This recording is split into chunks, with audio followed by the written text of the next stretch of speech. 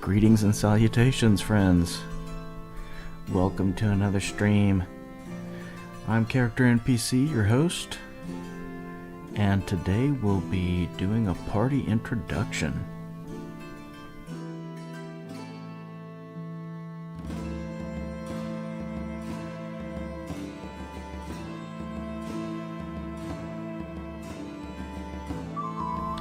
Now, friends, there was a lot to deal with getting this going. I mentioned in one of my first videos that I grew up playing 1st edition Advanced Dungeons and Dragons. Started with basic, had the old, the very first basic set. Didn't have the white box, what people call original Dungeons and Dragons, but I started while that was in stores, you might say. The box set that I got for Christmas was the one with the red dragon on the cover. A fighter and a magic user, he's sitting on a horde. Not the pink purplish one that ended up being what most people call Beckme. Anyway, there's a lot to this, and I want this to be a successful campaign, so I'm not scrimping on the details and rushing it.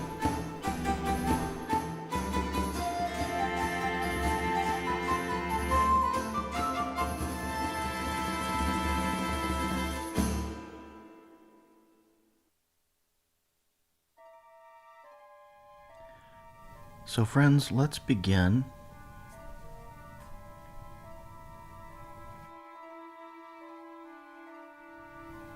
With the first character, the fighter. Our fighter, Randall Windsor. Randall Windsor is a human fighter. If you watched my very first stream giving an introduction to what I'm doing and what I'm using and how I'm doing it and everything, you'll know that I'm using an old Judges Guild campaign map, and originally I was going to start in Tahant, but instead I'm going to start in Elfwine because the road and rivers kind of match up. And I'm using these Ralpartha miniatures that I had back in the old days. I don't know why I'm going through all that with you, other than to say that he is a worshipper of St. Cuthbert and is lawful good. Virtually everyone in the party is with St. Cuthbert, because I'll be starting things off using the Village of Hamlet module to have a village to start in that I didn't have to create myself. I'll be adapting the module a little bit, but basically the Village of Hamlet will become the Village of Elfwine and will be the kind of home base for the characters. So it's logical, since the Church of St. Cuthbert is there, that he's a follower of St. Cuthbert. And there was a lot to deal with to come up with his base movement of 6. Mainly that is based on his armor type that he's using. He's got banded mail and shield, which gives him an armor class of 3, since he doesn't have a dexterity adjustment. He only has a dexterity of 13. So his stats really aren't that great for a fighter. 15 strength. I mean, he's got some he's a good character, and he's got everything necessary to be a good fighter. But out of the 36 rolls I made, I didn't have a single 17 or 18, using method 1 out of the Dungeon Master's Guide to roll up all the ability scores for the characters. He's starting with 4 hit points. How about that?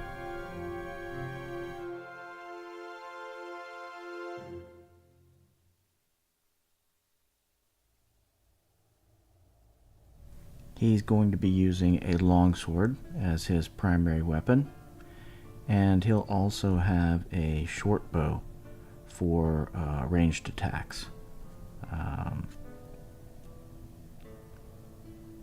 Knows 2 languages, nothing else super special here. He's got a score of arrows and a quiver that he'll start with. So he'll have 20 arrows to begin. I will be using the to hit adjustments for armor class. So I've got everything listed out, although I'll be using the combat computer. If you haven't seen it, it's this little circle here.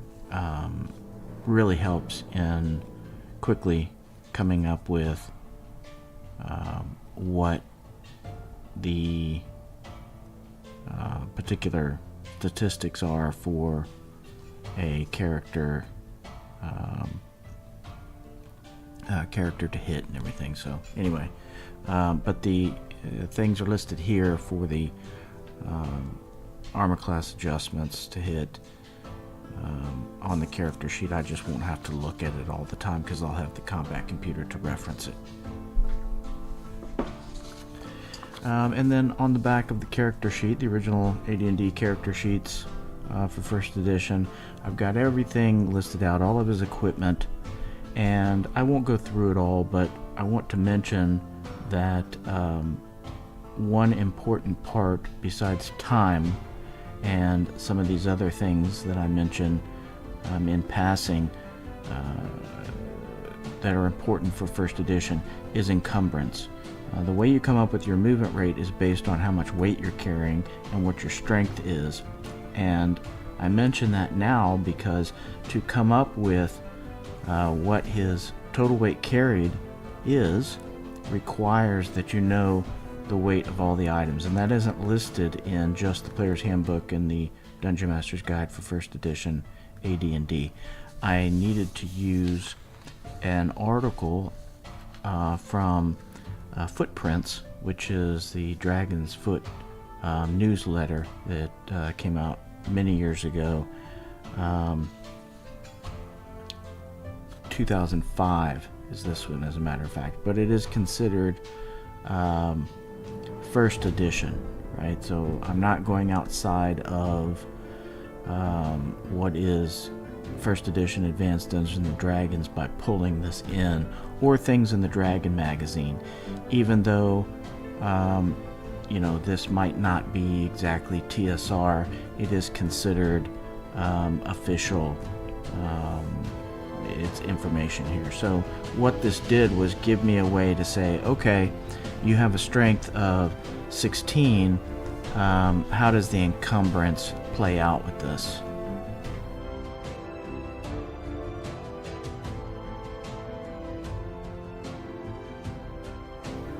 And that encumbrance then tells me, is this character with that particular weight?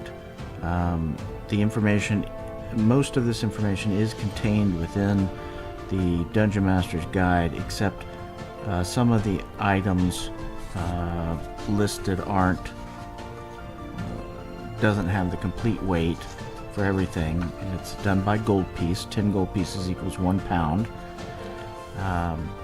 So this is not pounds. This is 1 to 550 gold pieces is normal, which would be a 12 movement rate.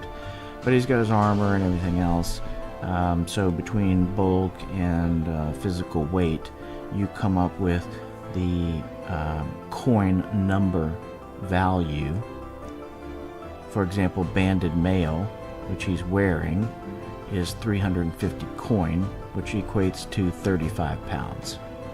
So after totaling all this up and listing where its location is, there are some things, you know, belt pouches, and I've got some empty sacks I'm carrying, so when we come across gold and other valuables, the characters can pull out their sacks and carry the coin out of the dungeon. He's got some iron spikes, 3 iron spikes, a couple of oil flasks for a lantern, 1 large sack, 2 small sacks, a mallet. I won't go over all of this, but this is literally every item that he has.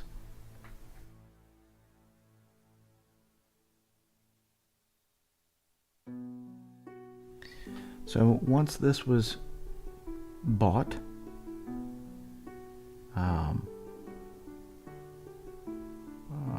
determined what its weight was, listed on the character sheet, and the remaining amount of gold that he had from his starting is 15 gold, 5 silver, and 1 copper piece. He started out with, I think it was somewhere around 150 gold. I can't remember exactly what it was, and I can't look at it on the computer, but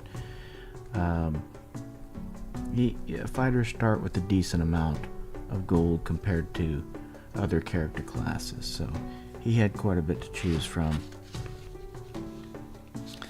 So yeah, I mean, he's got everything here listed, even down to his high hard boots and his belt and cloak and water skins.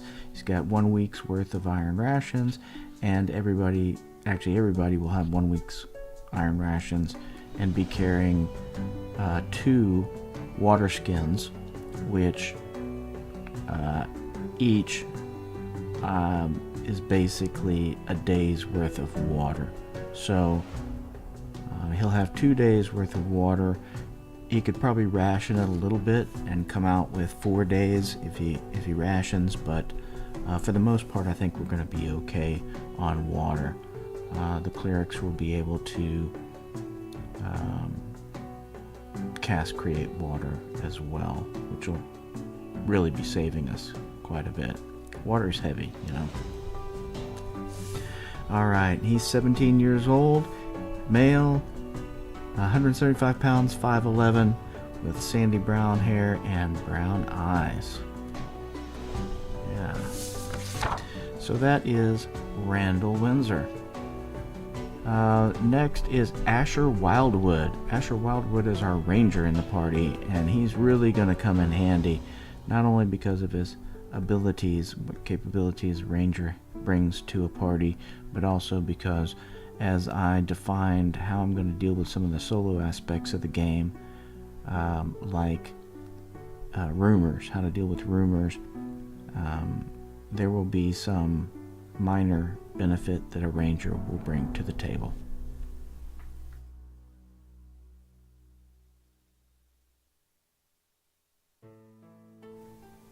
I'll be going over those details, how I decided to deal with solo play with rumors and things, and not metagame. Like, why is it that a party is going to go to a particular location and start adventuring? That hook that you need to get the party there. I don't really want to fudge it. I don't want to have to metagame it too much. There will obviously be some metagaming in the roleplay aspect of the game as a solo campaign, but various parts of it will only be applicable based on successive die rolls, and I'll go into that in detail in my next stream. Asher Wildwood, though, the ranger in the party, he's also human, follower of St. Cuthbert, lawful good. He also starts or was born and was raised in Elfwine, our starting town. Got a great strength. He really has the best strength, but he also has a good dexterity, so and a 15 constitution wisdom, so he's getting a lot of bonuses. Really, he's getting the most bonuses as it turns out, and that's mainly because rangers take such a long time to train. He started at a mature age, and that gave him a plus to his stats. So he's wearing chainmail, no shield, base armor class of 5, but he's got a good dex, so he's getting armor class of 3, starting with 11 hit points, the most in the party. Rangers can track, of course, so he's got some advantages there. His primary sword is a bastard sword. Since he's not using a shield, he's going to be able to use that two-handed and gain the benefits from it being used as an actual bastard sword. So that's definitely going to be an advantage for us. Also, rangers are rarely surprised, but that won't translate to the rest of the party. But they surprise on a 1 to 3, so that does transfer to the rest of the party in first edition Dungeons and Dragons, even though it's only Asher Wildwood that brings a 1-3 surprise to the encounter. That will pass on to the entire party.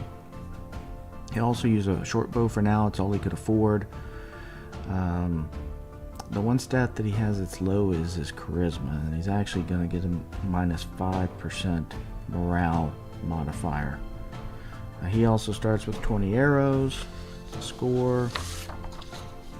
Everything is written down here. I won't go through all of it in too much detail, even though I've listed a lot of things that already.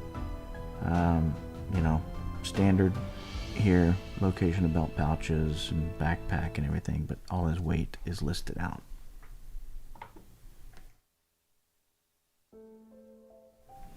So that brings him down to a 975 gold coin worth of weight or encumbrance. That's 97.5 pounds of weight he's carrying, which brings him down to heavy, slightly encumbered. So his movement rate is only a 9. Randall Windsor is a 6. So there are a couple party members that will have an encumbrance, bringing their movement speed down to 60 feet. Yeah, it is what it is, but hey, they have to deal with it. Especially in the early days. You can't always afford the greatest equipment, and, we're just all, for the most part, kind of average. So some of the guys who have more strength have to carry a lot of the weight for the party. And this miniature will represent Asher. He doesn't have a bow or a bastard sword. A lot of these miniatures don't actually look like the characters that they are, but hey, I don't have a lot of them, and you can't even get them anymore unless you pay an arm and a leg from somebody who's collecting them. So that's Asher Wildwood. And then we have the first of our clerics, Etbert Cuthman. He is human as well, a lawful good, and as a worshiper of St. Cuthbert. He is part of the Chapeau, if you know anything about the deity St. Cuthbert. The Church of the Cudgel, I think it is. I forget exactly the details. Their holy symbol is a wooden billet. A billet is the piece of wood that would come from a log that was split, that would then be made into a board or a shingle on a roof or something. That's a billet. So it's like a wooden plank, you might say. Of course, the holy symbol will be small, or smallish, but that's their holy symbol. And being a member of the Chapeau, they wear floppy hats. They're known for wearing floppy hats. There's a couple of different little sects within, and that's S-E-C-T, sects. I don't know. I'm having a hard time pronouncing that, but anyway, there's a little sects within the Church of St. Cuthbert, and the Chapeau are known for their for their floppy hats, but also for conversion, bringing in new members to the church, while there are other parts of the organization that are more watching over the faithful, making sure that they are actually abiding by the church laws, you might say. He has a scale mail and shield with an armor class of 3.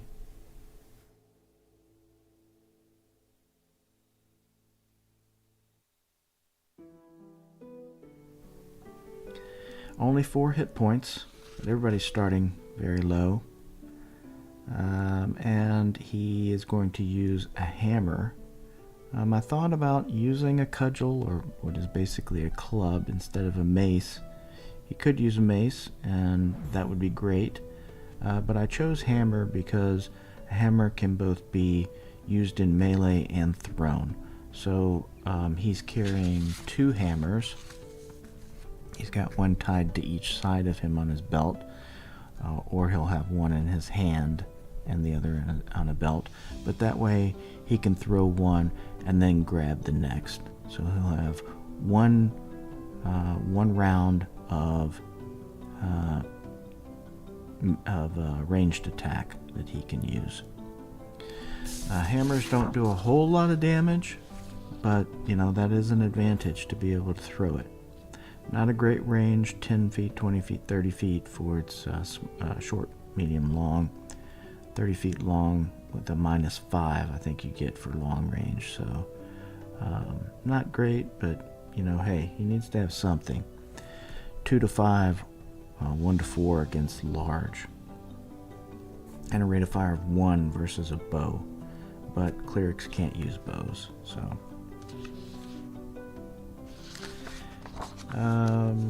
yeah, and Cuthbert did not start with a lot of money, so... or I should say Etbert did not start with a lot of money, so he does not even have any holy water. He couldn't afford any holy water. So he'll be the cleric who doesn't have something crucial to his spell components that he needs. But we'll get away with it.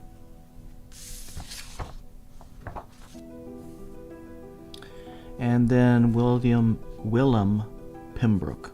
Willem is the second cleric in the party, and he's also human, follower of St. Cuthbert, born and raised in Elfwine.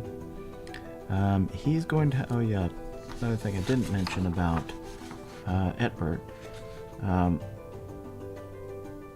He has a better dexterity and is a bit stronger, so he's able to have a base movement of 9, while here Willem will have a base movement of 6 because he's not as strong and everybody's pretty much weighted down to begin the campaign.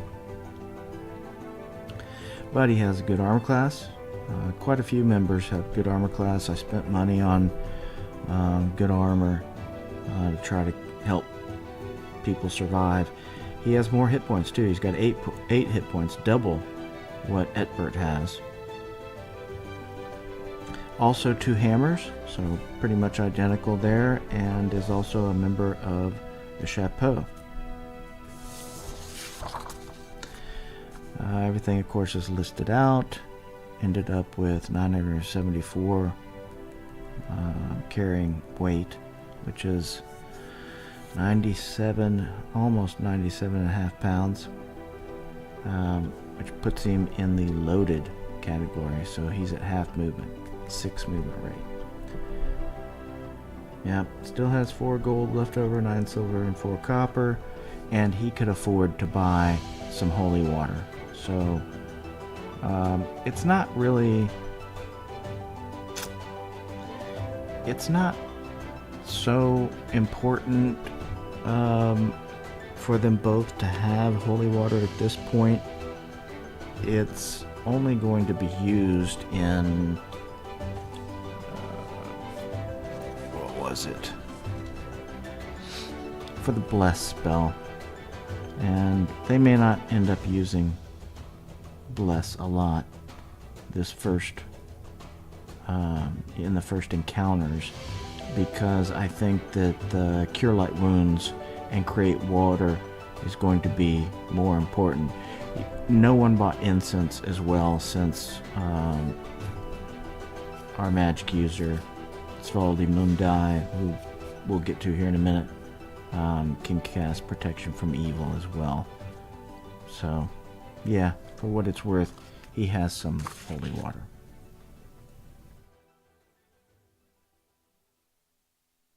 Yeah,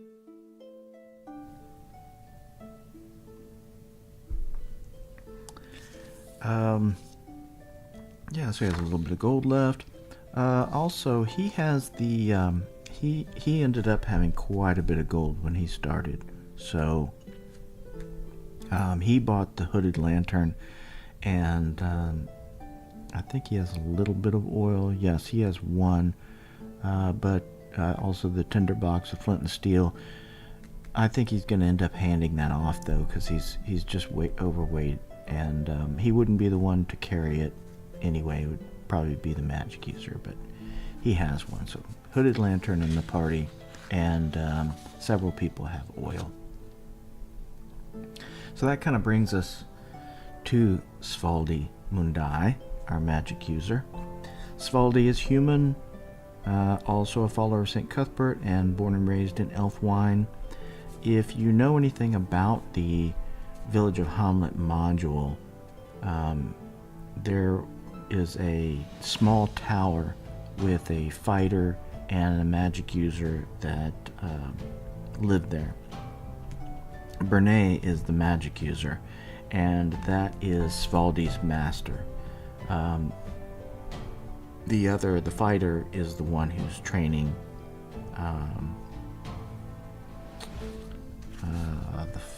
our fighter, Randall. I forget his name. The fighter who lives with Bernay. But anyway, they're higher level, and the module talks about them being helpful and everything. So I think it's a great way. Again, this is why I used that module to begin with, is to have kind of like this pre-created home base and shops and a tavern and things, an inn to use within my campaign. Svaldi has virtually nothing, so he's got a 10 armor class, and he only has 2 hit points, so it's going to be tough for him to survive. I really hope that he does. I'm not sure what I'm going to do to, rolling up another magic user if he dies in the first encounter. It's not a quick thing to do for me after picking this back up again. And so I'm thinking maybe he has some brothers and sisters, so I might just have more Mundais. Who knows?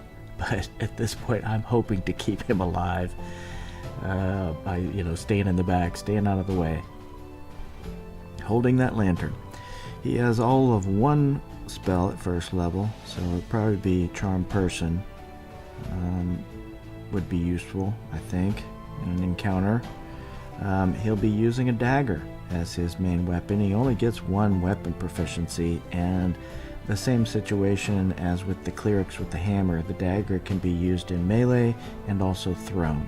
So it made sense for me to have him use a dagger instead of a staff, which some people kind of consider traditional for magic users. And the dagger has a rate of 2, so he has several. I think he has 5 total. Let's see, he has a bandolier with 3 daggers in it, and then he has 1 left and 1 right. Yeah, so he has 5 daggers, 4 to throw and 1 in his hand if he needs it, or 5 to throw. We'll see. We'll see how all that works out. He is slightly encumbered, so he'll have a movement rate of 9. He's carrying 88 and almost 89 pounds. He has a good strength, 14 strength. For a magic user, that's pretty good.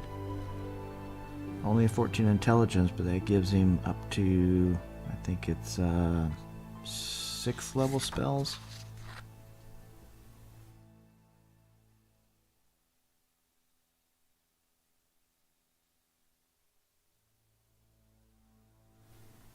It's a good enough level for me. I'm happy with it. He is 32 years old. It takes quite a bit of time to train magic user as well, and male, of course. And he's 142 pounds, but he's 6'4", so he's really skinny, and he has dark hair. I should say black, as I understand it. Brunette is mainly a term for women and would have 2 T's in it, and 1 T is for men, so I wrote brunette. But black hair, dark eyes, tall, skinny, dark, stringy hair, and he frequently appears anxious. So when I was rolling him up, it just made sense to me when he became skinny and all this, and being a magic user, I was like, oh, this is playing itself out here in my head. The spells that I rolled up, I am using the traditional, shouldn't even call it traditional. I am using the rules as written for the most part. As much as I can, I'm using rules as written. So in first edition, spells are rolled randomly when you first start out. A magic user gets read magic. You can't become a magic user really if you don't have read magic, so you got that one. And then he rolled charm person, protection from evil, and erase. Originally I was unhappy with erase, but I started to realize that when really using all of the rules, spell books and writing spells, the acquisition of spells over time is really critical, of course, and spell books are expensive, and writing spells takes a certain amount of space. They're super heavy, and the one that he starts with, you're given one as a mage, a magic user, as you come out of training. His spell book is 45 pounds, so having a traveling spell book is going to be very important, but they're super expensive. I want to say it's like over 1,000 gold, a couple thousand gold, something like that. You can make them, but they're difficult to make. I wouldn't be able to make one for quite some time. So carrying around, I mean, the majority of his weight, he's let's see, other than, you know, his iron rations, a week worth of iron rations is 7.5 pounds. It's that 45-pound spell book that's really holding him back, giving him a 9 movement rate, base movement rate. But anyway, about the erase, I realized that that would be a way that you could have spells written in your spell book that you don't want to use anymore as you get higher level and you run out of room. Well, you use the erase spell to erase those things that you don't want or need anymore, so that you could put new spells into it that you do want.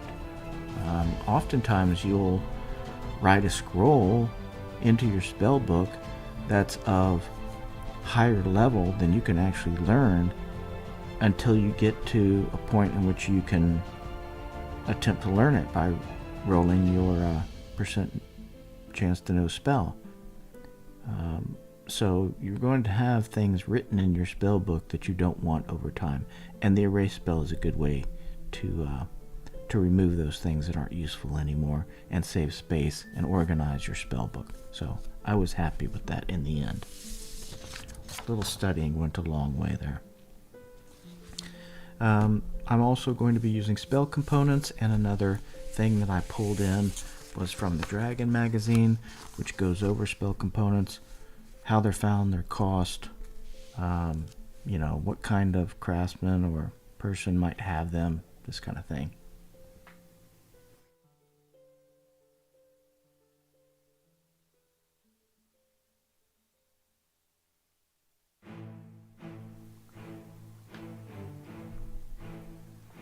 Very good article.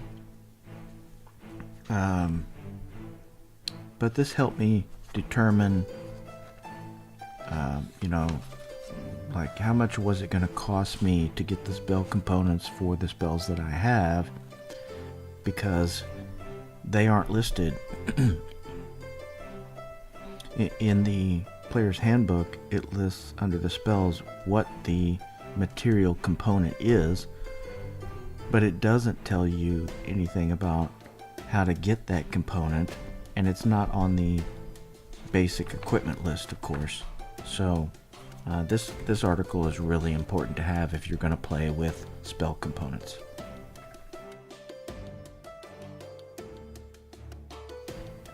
I think I'm really going to enjoy that aspect. You know, I started with playing war games when I was a kid, and always enjoyed dealing with the systems and mechanics and looking up on the tables and keeping track of things. And you know, if you've ever played a war game, it can be quite a bit of tracking, and I think this is just the coolest thing in the world, to be able to say, okay, I need, man, to cast that spell I really want at a high level, it requires this, you know, like a basilisk eyelash. Well, man, I've never even fought a basilisk, and they turn you to stone if I did. So how am I going to get an eyelash without having to encounter and kill one?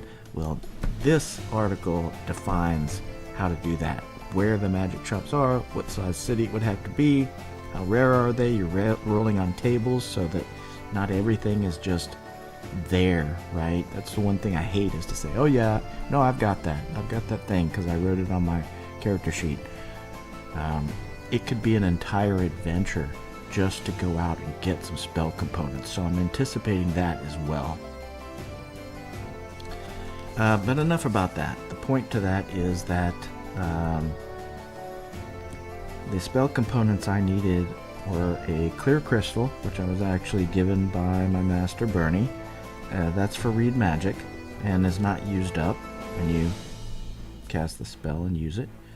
And I paid for 2 ounces of powdered iron and silver, and that's for protection from evil.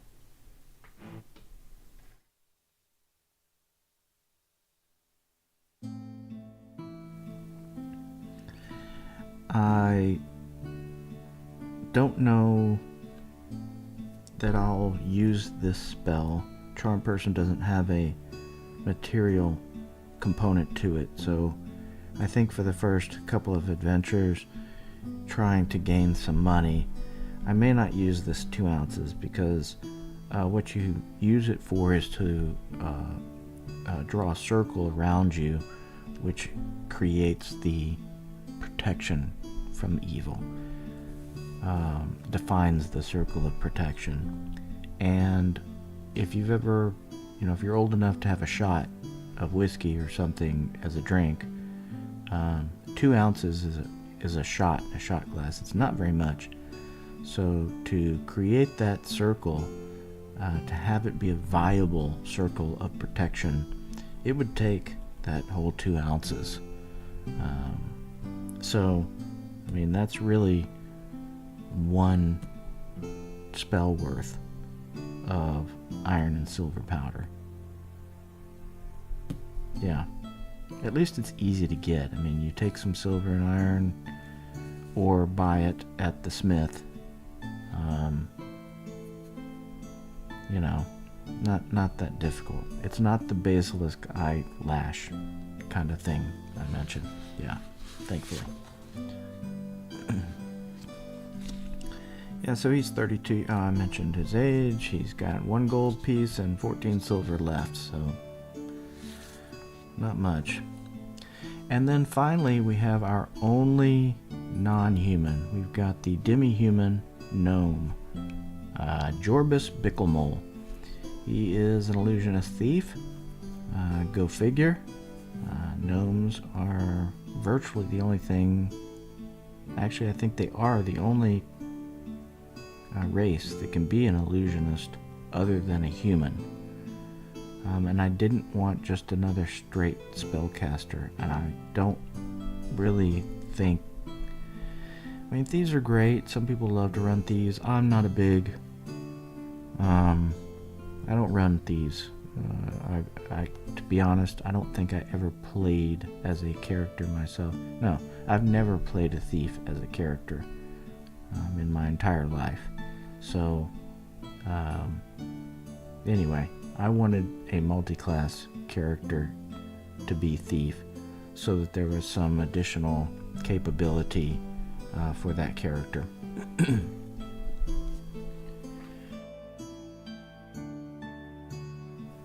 Excuse me.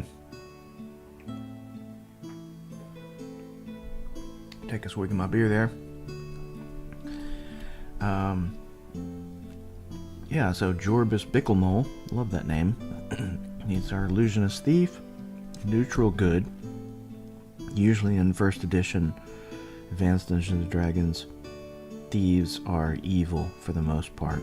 It's pretty rare for them not to be evil. But I'm running a good party worshipping St. Cuthbert, so and they're all lawful good, so he's neutral good. I think this is going to work out great because gnomes are kind of,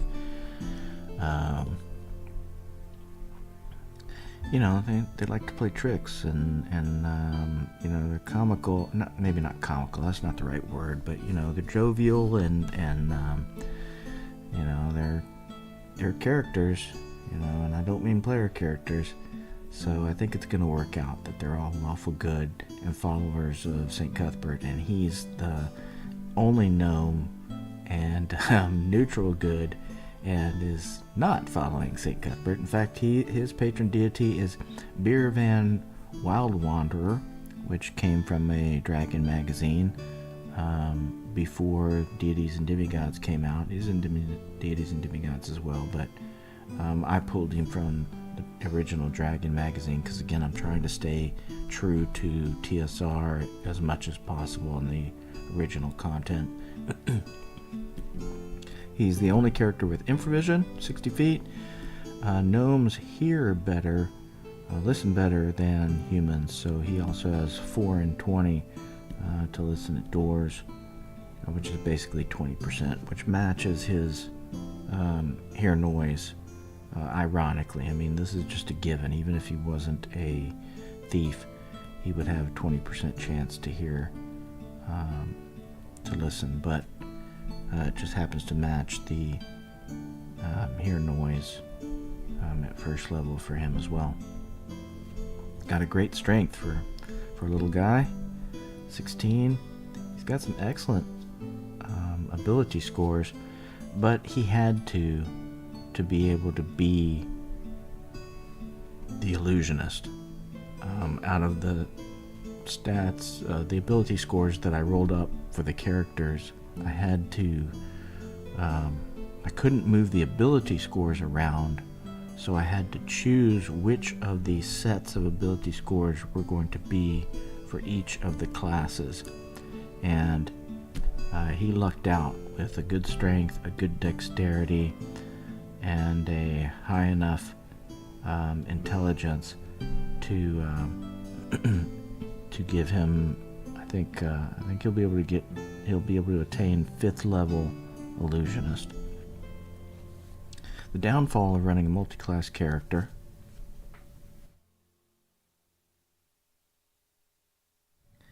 is that when they reach the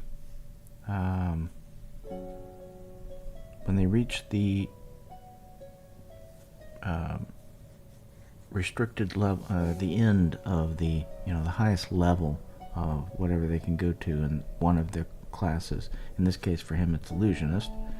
He can be unlimited in thief, but he'll still have to pay experience points to illusionist even when he can't gain another level as an illusionist. So he'll gain thief levels really quick, and you split your experience points between the two. So it'll be 50% to illusionist and 50% to thief for his entire life, even though when he reaches 5th level illusionist, he can't gain another level. I'll still have to put that 50% into illusionist. That's just the way it works. Yeah, so with that dexterity, he'll have leather armor and no shield, but he'll have a 6 armor class because he's got that -2 dex adjustment. 4 hit points, not a whole lot, but better than Svalde Mundai with his 2. Also, gnomes know quite a bit of languages, so he has common, alignment, dwarven, gnome, halfling, goblin, kobold, thieves' cant, and then he can communicate with any burrowing mammal, so like moles. I added mole to the end of his name because he can communicate with moles and ground squirrels and weasels and, you know, all kinds of things that are burrowing mammals. So we'll see if we run into any more other than what I mentioned. I don't know, maybe there'll be something we run across and it will come in handy. You never know. And it kind of goes along with Beer Van Wildwander as his patron deity as well. This language ability that gnomes have, so it's pretty cool. And his place of origin is Saket, which is southwest of Elfwine, in the hills. So, and it's closer to the forest, pretty dense forest. At least, I think, at least 60 miles worth of forest in that range. So, it turned out quite well for, you know, it meshes well the way the map is and where I chose to begin the campaign.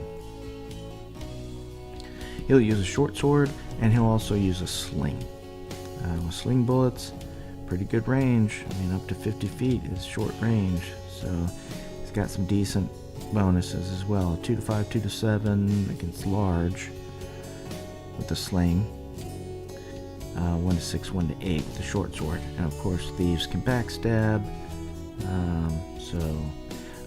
Also gnomes have a particular hatred, like rangers. They get pluses against a couple of different monsters, so he gets an additional +1 damage to or to hit, actually, not damage, but to hit against goblins and kobolds. Giant class creatures like gnolls, bugbears, ogres, trolls, ogre magi, zetans, giants, titans, they all have a -4 to hit him because he's so short, so small and nimble. And of course, I've got everything written here.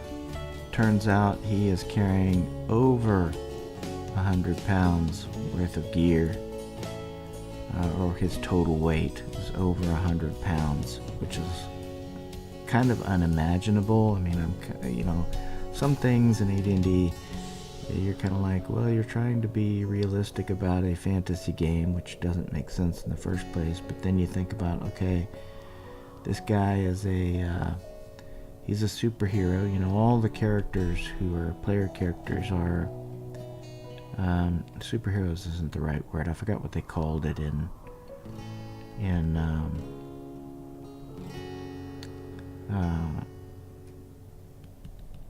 oh gosh.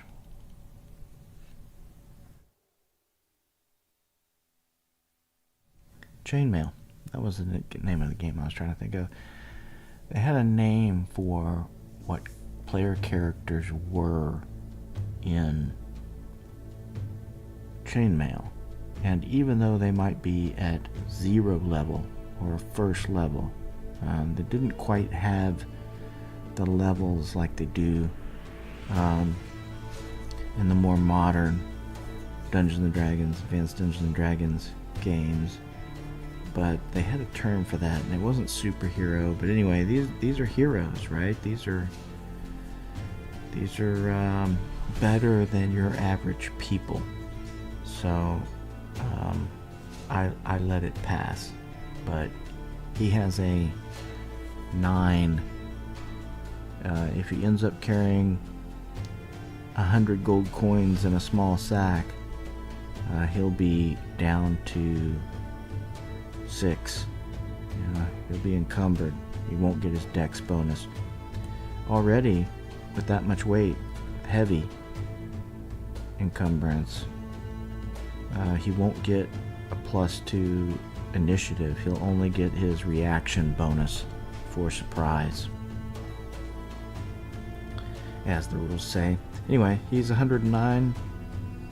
Not very old for a gnome, but that's mature. And he's male, of course.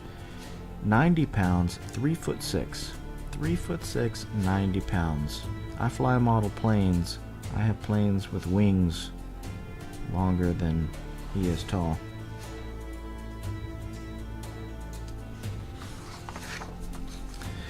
Yeah, pretty cool. Got all his thief abilities listed. Oh, his illusionist spells. He has 3 spells. Color spray. He has 3 instead of 4. The magic user has 4, but illusionists have 3 because they don't use read magic. They write their spells in a kind of a secret language, this illusionist language, and it's not a read magic type thing, so they don't need read magic. But he has color spray, wall of fog, and darkness. I think all great spells.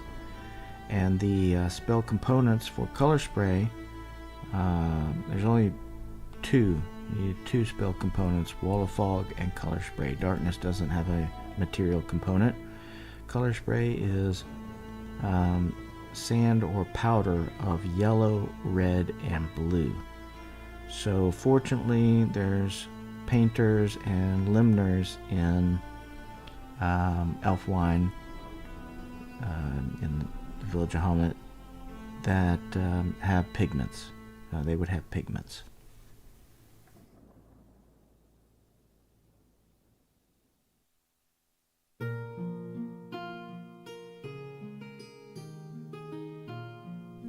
So that made it easy to come up with that one. It was costly, but it ended up being between the sand and the pigment combinations, it turned out to be a pound of weight, and it takes a pinch.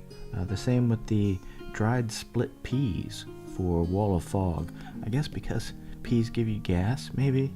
That was the only reason I could come up with, which is kind of interesting. Wall of fog, peas give you gas. Anyway, you use a pinch for either one of those, and a pinch is an actual measure,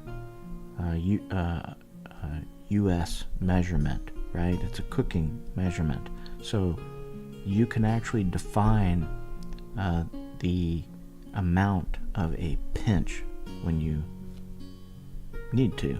And in this case, a pinch, there are 48 pinches to 1 ounce in the US measurement. And of course, there's 16 ounces to a pound. So he was able to buy a pound of dried split peas from a farmer in town, and that means he has 16 ounces each with 48 pinches worth. So he has lots of, he also has a pound of the multicolored sand that he needs. So he has lots and lots of spell components for first level, at least. We'll see what second level brings, or what he finds along the way. Who knows? He might find a scroll or something that he can write in his spell book and need some other components, right? What else? Let's see. Gnomes, they have some magical resistance. Basically, it's defined by your constitution, I think it is. Let's see. Dwarves and gnomes both. It is, yes, based on your constitution, and he has an 11 constitution, so he gets bonus plus 13. Wait. I'm sure it's not plus 13. It should be plus 3. Yeah, so he has plus 3 to his save versus rods, staves, wands, and spells, which I've already added to these. I made a little note here, so I didn't think I needed to up it by 3. And I think that is... Oh, and then of course he has his spell book. The reason why he's so heavy is because he's carrying that 45-pound spell book. He still has lots of other stuff. I mean, he's a carrier. He's the guy who's carrying the Wolfsbane, Belladonna, and Garlic Sprigs in case we run across some lycanthrope. He's got thieves' picks and tools count as like spell components. They're not included for encumbrance. That's a rule as written, is that thieves' picks and tools basically just represent little metal bits and springs and wires and things. They just don't weigh anything, so there's no encumbrance for those. But he's got a spell case, a bone spell case, so if he finds some scrolls, a couple of characters do, but the bone will be better protection, get a better save in case there's, we get caught in fire or something like that.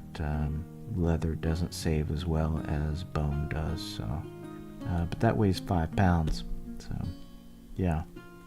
Sling bullets were 4 pounds for a score sling bullets. Yeah, he still is the only one who has a bunch of money. He still has 40 gold, 7 silver, 2 copper. So he's got some money to spend if he wanted to. You'd think, oh, maybe I'll use that for the party for something, but it doesn't work that way. And if I was playing a gnome illusionist thief in a party of humans, I definitely would not be giving away my money. So he's probably not going to mention that he has extra cash if somebody is wanting, for example, some holy water. No, I don't think that's going to happen. Though I could see him maybe buying some extra flasks of oil so that he could study his spells before the next day while we're in the dungeon, or at night in the woods or something like that when it's dark. I could see him doing something like that. But for now, he's burdened already, and I think he has one. Maybe he got rid of it. Does he have an oil? No. He does not have oil. Several of the other characters do, though. I think it's 4 hours. Hooded lantern. It's 4 hours per flask of oil. And I think we have 4, maybe 6 amongst all the characters in the party. So I think we're going to be fine. Anyway, I digress.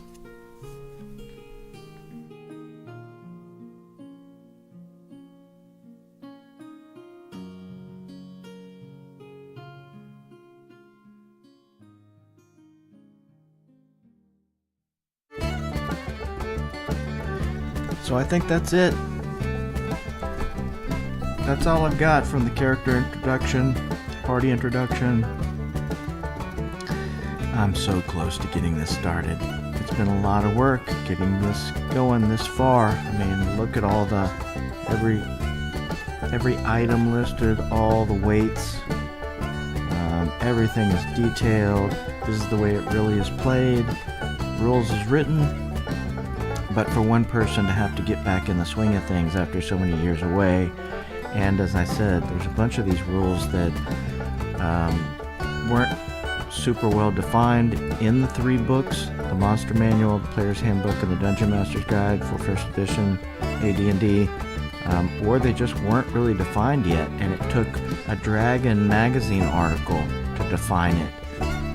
There's a lot of that, so it's been a lot of work, yeah, a lot of time, and a hurricane hit me in the meantime, so I was without electricity for a few days there as well. That was a good times, yeah.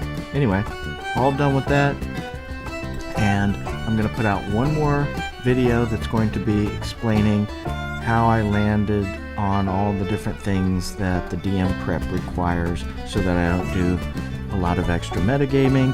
I'll hopefully get that done tomorrow, and then the campaign can begin this weekend. Yeah, I mean, I am mere hours to maybe 2 days away from starting this campaign officially. Cannot wait. I'd have to find a new thumbnail to put over and maybe create a name for this campaign or something. I don't know. That might be too much for now, but anyway, that's it. If you're watching this, thank you so much for checking it out, and I guess I will see you on another stream. Bye-bye.